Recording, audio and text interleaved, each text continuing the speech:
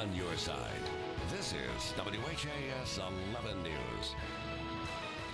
Right now, here at 5 o'clock, a teacher without a job this evening accused of hitting a kindergarten student. The graphic details in the investigation that cost this educator her job.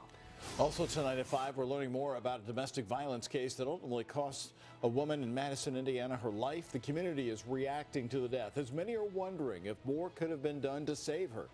And the Salvation Army could use your help to spread some holiday cheer this year, what the organization is in need of as we get closer and closer to Thanksgiving. A local teacher is now off the job after allegedly hitting a kindergarten student and letting another child hit the kid. Thanks so much for joining us here at 5. I'm Renee Murphy. And I'm Doug Proffitt. JCPS has released its investigation of this incident with details so graphic it cost one teacher her job. Her assistant immediately transferred. Our Holden Kerwicki has been going through the documents and talking to parents. And Holden, what are they telling you about this situation? Well, Doug, Renee, many of the parents we spoke with today told me that teachers face unbelievably tough situations every day. They should never put their hands on a child. After multiple reprimands, a suspension, and a demotion since being hired by JCPS in 1998, some are questioning how this teacher was in position to commit such an act. As a parent and former volunteer at Rutherford Elementary School, Angel Al-Sadani says the education her child received was top-notch. It was real good. There was no problems. My son loved it. However, when she heard that kindergarten teacher Teresa Mason had been fired for allegedly striking a student, one thing came to her mind. Anger that somebody would do that, especially to a kindergarten, a kid. Anger, especially when it's a teacher, when they're supposed to care for them. According to a JCPS internal investigation, a special education student cussed out and hit Mason and her instructional assistant before kicking another student. The veteran teacher allegedly slapped the young man in the chest before grabbing him by his collar and holding him on his tiptoes while allowing another student to retaliate. They should have sent him to the counselor, set him down, but nothing like that. Having another kid beat him too, that's showing the other kid that that's something that you should do. There's nothing wrong with it. In a sworn statement, Mason said she would never do anything to hurt a child, but admits to holding him by his shirt and allowing another student to kick him.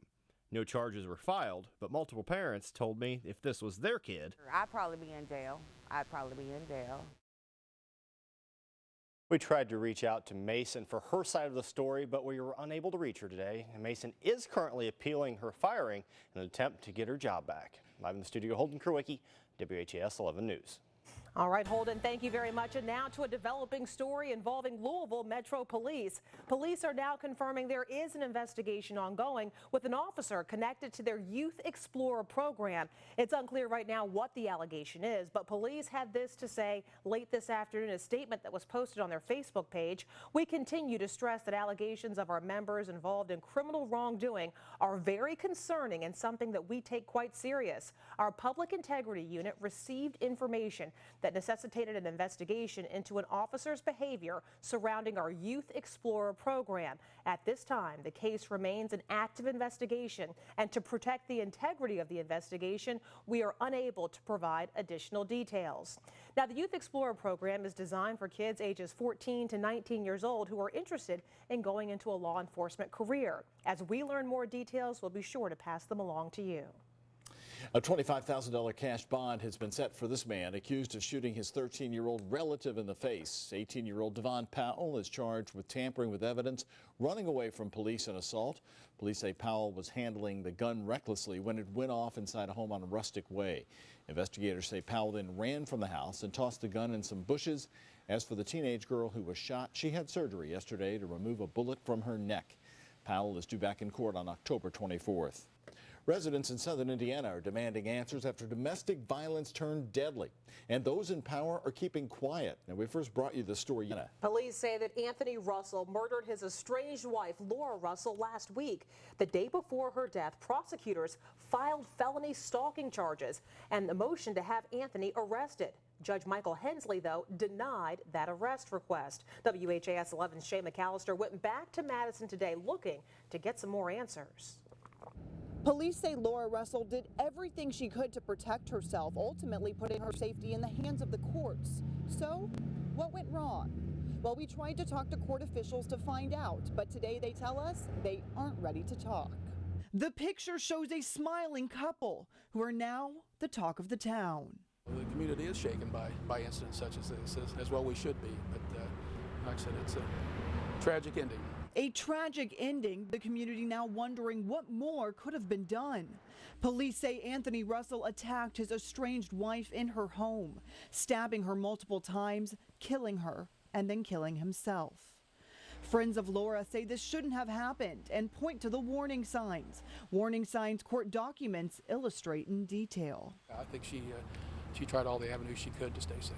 Police say Anthony attacked Laura in late August. He was arrested but quickly bailed out of jail. Laura filed and received a no-contact order, but that did not keep Anthony away. According to court documents, Anthony was stalking Laura, following her and waiting for her. On September 19th, Laura reported leaving work at the same time she always does. While passing the Jefferson County Health Department, Anthony was waiting for her. He tried to wave her down, but Laura kept going and called police. 2 weeks later, Anthony followed Laura to the gym, according to court documents. A gym employee called police after she says she saw Anthony through the front door trying to get in. I think Laura did everything right. As I said, it's a tragic situation. So why is she dead? Community members are pointing fingers at Judge Michael Hensley, the judge who denied the prosecutor's motion to have Anthony arrested on stalking charges. That motion was filed the day before police say Anthony killed her. Somebody's scared of their life, that they have to go to a court and get help. You're supposed to be there to protect and serve. Were the courts there for Laura? Why was Anthony still on the streets with a felony 5 stalking charge and a woman who says she feared for her life? Those are just some of the questions we had for Judge Hensley. He denied our request for an interview. His clerk tells us he will be releasing a statement after the funeral out of respect for the family. And we asked Judge Hensley's clerk when he will be ready to answer to the people of Madison. She told us there is no timeline. In Madison, Indiana, Shay McAllister, WHAS 11 News. And now to some breaking news that we're following right now. 2 children have been taken to the hospital following an accident involving a school bus. Jefferson County Public School officials say the bus driver at a 4-way stop when a car ran through a red light. The bus driver then slammed on the brakes, causing injuries to 2 students. It happened on Fernsley Road and Fernley this afternoon. Officials say the injuries to the 2 children are minor. We do want to add that they were from Guttermuth Elementary School, and again, as Renee said, the injuries are very minor.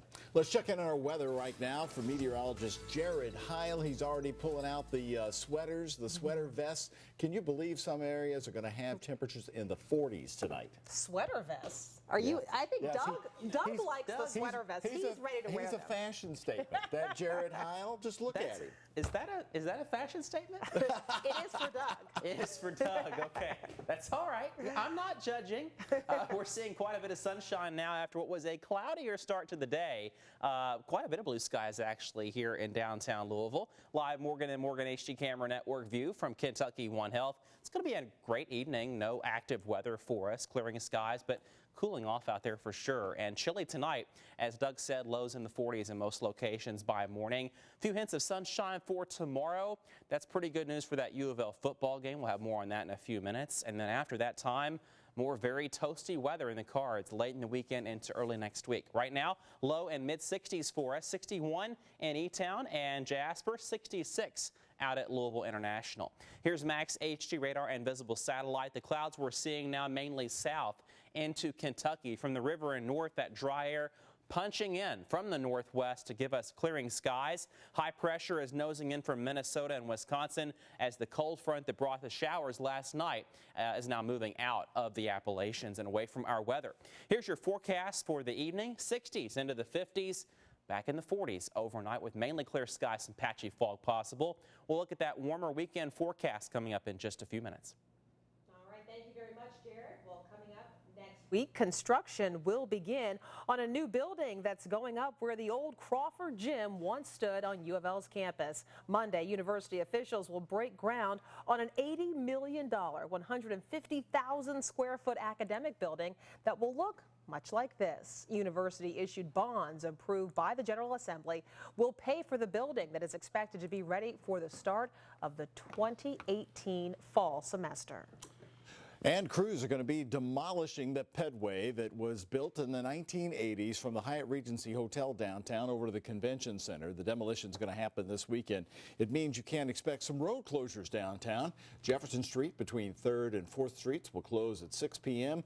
tomorrow and reopen around 6 a.m. on Monday. This is part of the $207 million Kentucky International Convention Center renovation and expansion project. Well, as we get closer to the holidays, the Salvation Army needs your help making sure that those in need are able to enjoy a hot meal coming up. That's right. The organization says it's looking to feed close to 800 people at this year's dinner happening on November 24th. So now officials are hoping that you will pitch in with turkeys and all the other trimmings, including canned sweet potatoes. If area food banks don't have enough birds to go around, the organization will have to come out of pocket, which could cost more than $1,500. So if you're able to donate, you are encouraged to do so and bring your items to the organization's mail campus on South Brook Street. The organization says it is also in need of some volunteers to help prepare the dinner. Well, coming up in our next half hour, an unexpected surprise for a little Mount Washington football player. His reaction when he realized his military dad was back home. 2 police officers fighting for their lives right now after they were shot while responding to a call late last night in Boston. Up next, we'll give you an update what police are saying about the suspect who opened fire. All right, cooler temperatures in store tonight through tomorrow morning, but later on that 7-day, we have record high temperatures in store. All those big weather changes for autumn coming up for you on that 7-day in just a few minutes. Right now, your Kentucky Lottery jackpots, Mega Millions at $15 million and the Powerball $122 million. The Kentucky Lottery, fueling imagination.